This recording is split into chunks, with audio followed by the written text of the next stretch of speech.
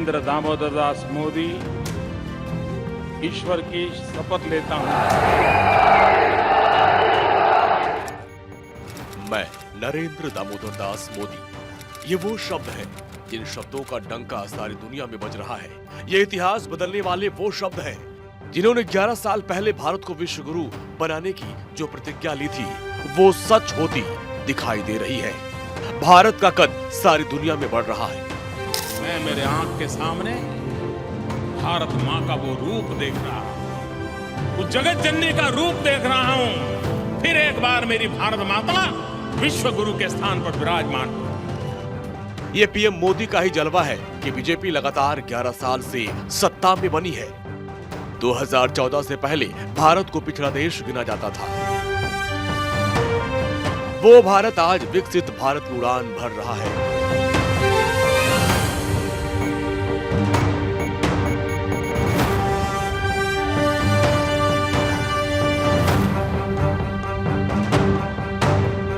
प्रधानमंत्री नरेंद्र मोदी के नेतृत्व में भारत की पहचान बदल रही है। पीएम मोदी के नेतृत्व में भारत के इतिहास में वो काम किए गए हैं जिनकी कल्पना भी नहीं की जा सकती थी। इन्होंने 370 की ऐसी दीवार खड़ी कर दी थी कि भारत का संविधान वहां घुस नहीं सकता था। आपके आशीर्वाद से 140 करोड़ देशवासियों की प्रबल इच्छा शक्ति से आपके इस सेवक मोदी ने 370 को जमीन में गाड़ दिया है। मोदी ने ही अपनी मुस्लिम बहनों को 3 तलाक की टेंशन से मुक्ति दिलाई। हमने 3 तलाक की कुप्रथा के खिलाफ कानून बनाया। इसका फायदा ना सिर्फ मुस्लिम बहनों को मिला बल्कि उनके परिवार को मिला, पूरे परिवार को मिला, माता को मिला, पिता को मिला, भाई को मिला। हमें सबसे बड़ी जाति मेरे लिए गरीब है। हमें गरीब की चिंता करनी है, हमें गरीब का जीवन बदलना है। 2047 तक विकसित भारत बनने का लक्ष्य तय किया है। हमें पूरा विश्वास है कि ये लक्ष्य हम जरूर हासिल करेंगे। भारत में हमें अपनी पुरातन संस्कृति को संरक्षित करके रखना है। विकसित भारत, आत्मनिर्भर भारत के संकल्प को डबल मजबूती देंगे। ये वो काम है जिसकी किसी ने कल्पना नहीं की थी। बहुत से काम जो होने पेंडिंग थे वो डंके की चोट पर किए गए। अभी तो ये अंगड़ाई है। पीएम मोदी ने भारत को फिर से विश्व गुरु बनाने की सौगंध खाई है। ये 11 साल बेमिसाल क्यों? आने वाले साल भारत को मालामाल बनाने वाले हैं। इसकी पूरी कहानी आपको बताएंगे, समझाएंगे। लेकिन पहले आपको 11 साल के सफर में मोदी के 11 बड़े काम करने के साहस को एक बार फिर से रिमाइंड करवा देते हैं। 11 साल पहले भारत की दुनिया में क्या इमेज थी, ये आपको बताने की जरूरत नहीं है। और अब भारत की क्या छवि है, ये आप अच्छी तरह जानते हैं। प्रधानमंत्री मोदी ने सिर्फ देश के अंदरूनी मुद्दों पर ही नहीं बल्कि देश की सेना को बहुत मजबूत करने के लिए ठोस कदम उठाए। प्रधानमंत्री मोदी के 11 साल के कार्यकाल में सेना कितनी अधिक ताकतवर हो चुकी है, इसका अंदाजा आपको भले ही ना हो, लेकिन पाकिस्तान से लेकर चीन और अमेरिका तक को इसका एहसास बहुत अच्छी तरह से है। 11 साल के दौरान भारत ने न सिर्फ अपने रक्षा बजट को बढ़ाया बल्कि इस क्षेत्र में आत्मनिर्भरता भी हासिल कर ली है। ये देखकर पूरी दुनिया हैरान है। भारत दिनों दिन अपनी सामरिक शक्ति बढ़ाता जा रहा है और इससे चीन, पाकिस्तान में खलबली मची हुई है, क्योंकि मोदी ने आत्मनिर्भर भारत को अमली जामा पहना दिया है। कैसे, आपको समझाते हैं स्पेशल रिपोर्ट में।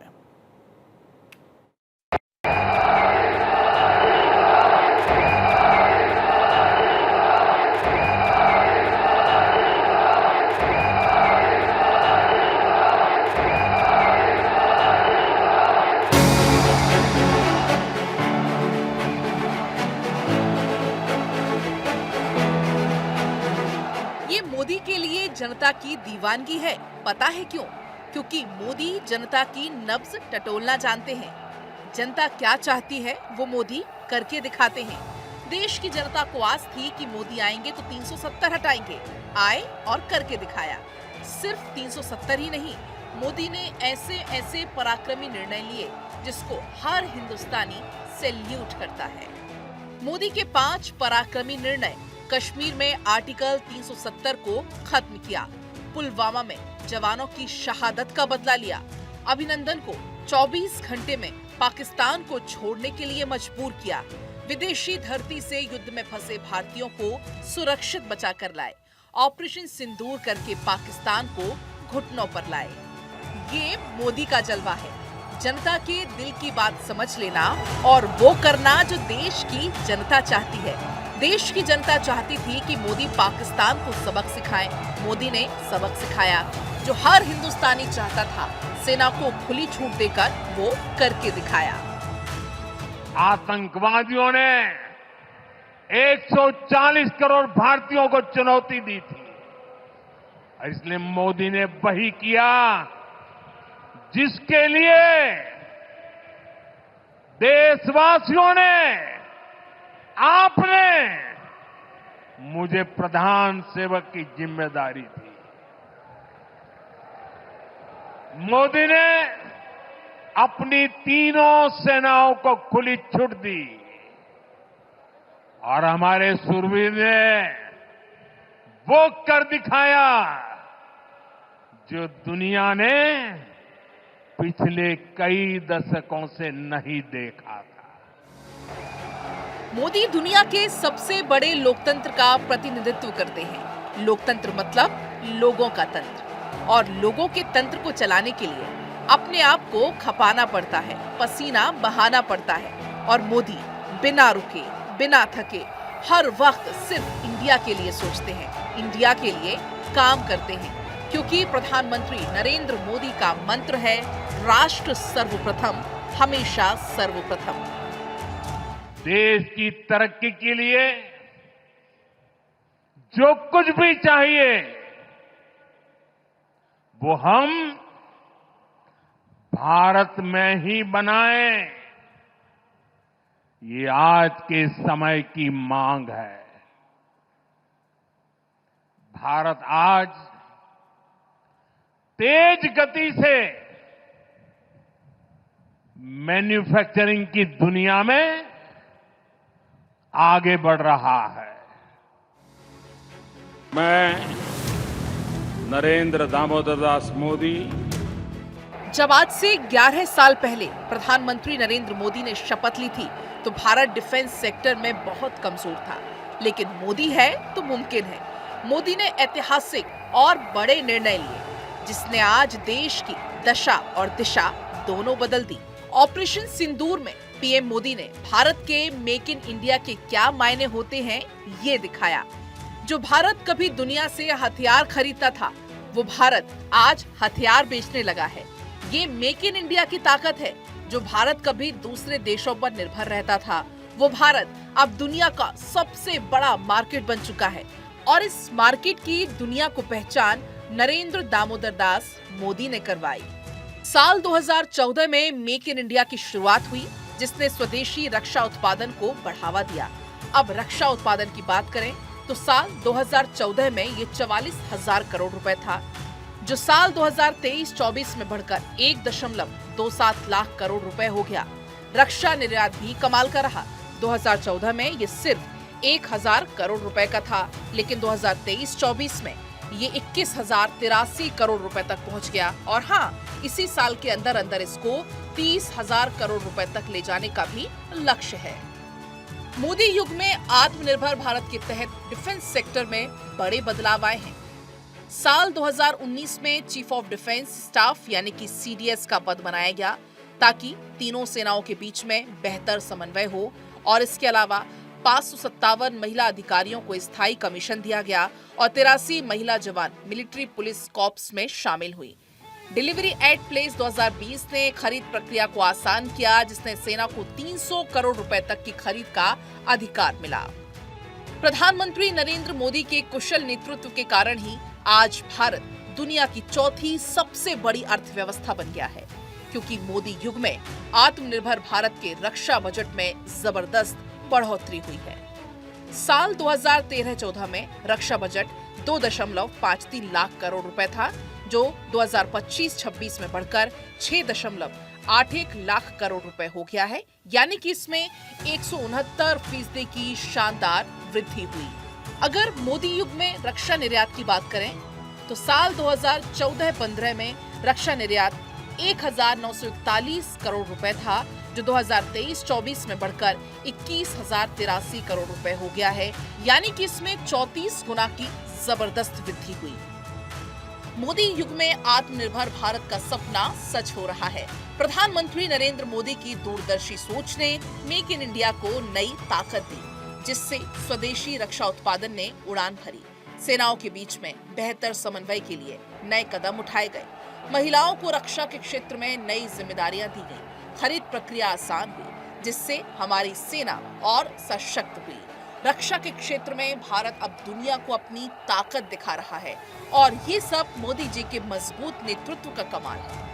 आज हम मोदी युग में आत्मनिर्भर भारत के रक्षा निर्यात की तुलना करें तो मनमोहन सरकार के समय 2004 से 2014 तक रक्षा निर्यात सिर्फ 4,312 करोड़ रुपए था, लेकिन मोदी सरकार में 2014 से 24 तक ये बढ़कर 88,319 करोड़ रुपए हो गया है, यानी कि इसमें गजब का इजाफा हुआ।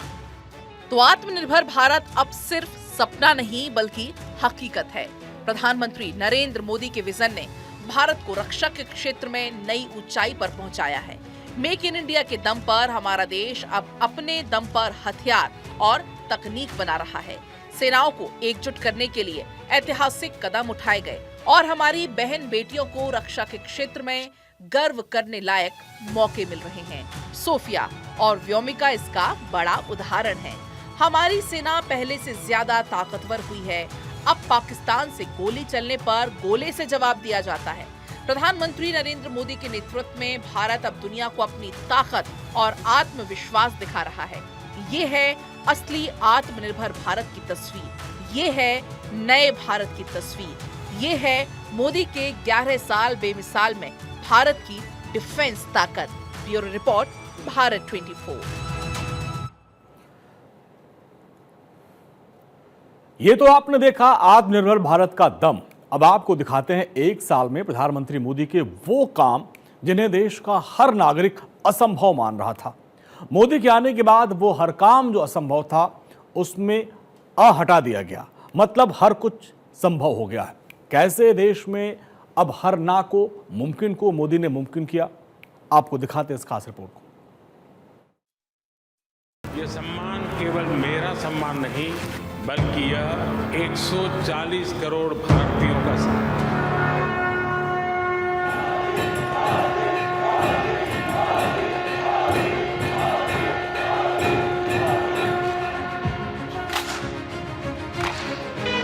भारत की नीति, नियत और निर्णायक क्षमता की त्रिवेणी है।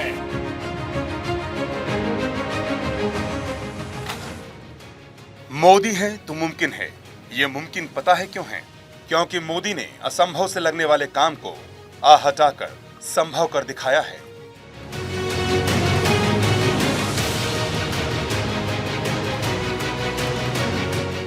कोई सोच सकता था कि डंके की चोट पर आर्टिकल 370 को खत्म कर दिया जाएगा। कोई सोच सकता था कि ऑपरेशन सिंदूर से पाकिस्तान के लाहौर को निशाना बनाया जाएगा। कोई सोच सकता था कि भारत दुनिया की चौथी बड़ी अर्थव्यवस्था 2025 में ही बन जाएगा। लेकिन ये हुआ इसलिए मोदी मतलब मेकर ऑफ डायनामिक इंडिया।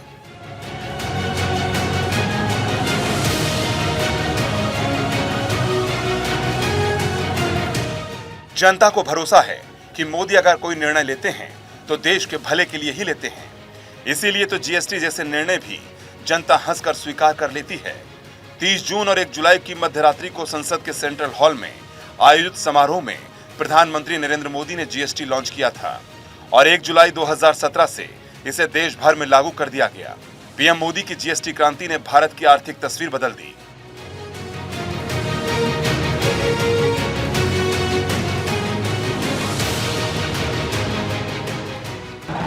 2017 में लागू हुआ वन नेशन वन टैक्स ने कारोबार को आसान बनाया।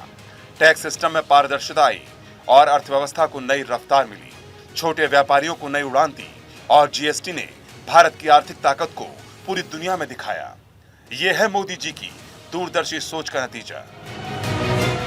ये तो अभी अंगड़ाई थी जिसके लिए मोदी को बम्पर सीटें देकर जनता ने दूसरी बार चुना था। राम मंदिर पर कोर्ट के फैसलों को जिस तरह एग्जीक्यूट करवाया गया वो काबिले तारीफ था। जिसके बाद भव्य राम मंदिर के निर्माण की नींव रखकर पीएम मोदी ने देश की जनता को एक और सौगात दे दी।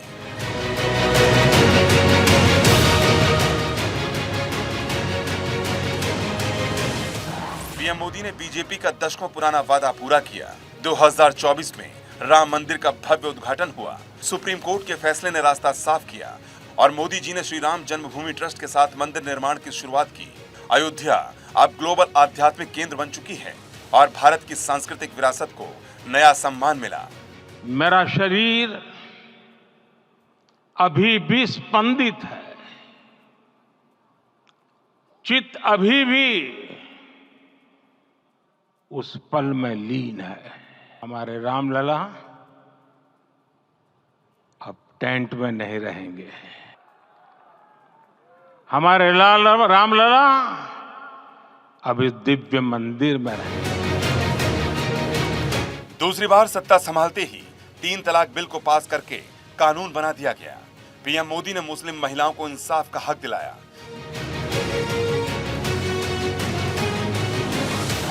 – 2019 में ट्रिपल तलाक को अपराध घोषित किया। सुप्रीम कोर्ट के बाद पीएम मोदी का यह ऐतिहासिक फैसला मुस्लिम औरतों की इज्जत और हक की जीत बना। इस कानून ने सामाजिक सोच को बदला और महिलाओं को नई ताकत दी। मोदी पर हिंदू मुस्लिम का भी खूब दबाव बनाया गया, लेकिन मोदी डरने वाले दिन पैदा ही नहीं हुए। वो तो कुछ करके दिखाने वाले दिन जन्मे हैं। कई कट्टरपंथियों की धमकियों के बावजूद डंके की चोट पर ट्रिपल तलाक को खत्म कर दिया गया।